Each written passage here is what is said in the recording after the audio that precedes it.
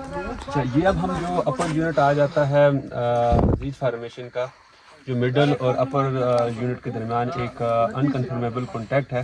तो जो आपके कॉन्ग्लोमरेट्स होते हैं वो आपको हमेशा अनकन्फर्मिटी को शो करते हैं। अनकन्फर्मिटी क्या होती है कि जियोलॉजिकल टाइम स्केल के अंदर आपका ब्रेक इन डेपोजिशन, यानी कि जब कोई एक राख डिपॉजिट हो रही थी तो कोई टाइम के लिए वहाँ पर आपकी डेपोजिशन रुक जाती है, तो वहाँ पर आपका जो फास्ट मूविंग करंट्स हैं उनका सिलसिला स्टार्ट हो जाता है, रिवर का सिलसिला स्टार्ट हो जाता है या ग्लेशियर का।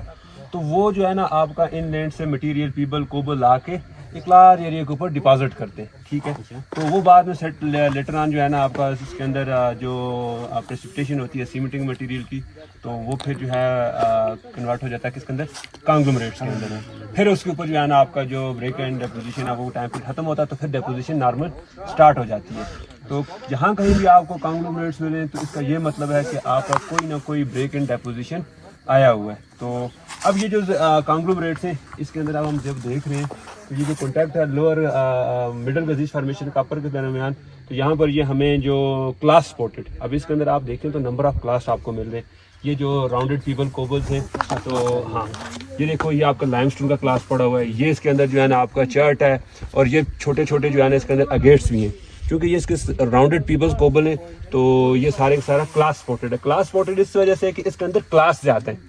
और ये देखें इसके अंदर जो सीमेंटिंग मटेरियल है, आप देखें सैंड और आपका कैल्केरियस मटेरियल जिसने इसको आपस में क्या किया हुआ है, कंबाइन किया हुआ है, बाइंड किया हुआ है, ठीक है।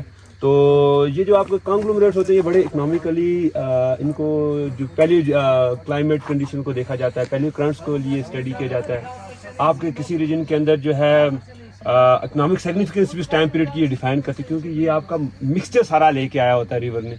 तो इसके अंदर आपको उस टाइम पीरियड के अंदर जो मिनरल डिपॉजिट होते हैं, तो जब इनकी स्टडी की जाती है तो आप इन चीजों को भी इसके अंदर, इधर जो कोल पड़ा हुआ है ना, हाँ इसके साथ जो है इस पे क्या इफेक्ट है इस कॉन्ग्लोमरेट का? यहाँ पर देखो, यहाँ पर चूंकि ये आपका हम ये कहते हैं कि मिडल फॉर्मेशन, मिडल जो पार्ट है गजीज फॉर्मेशन के अंदर कोल है, जो कि हम अभी देख रहे हैं, ये जो जोन है सारे का सारा ये कोली जोन है, ठीक है।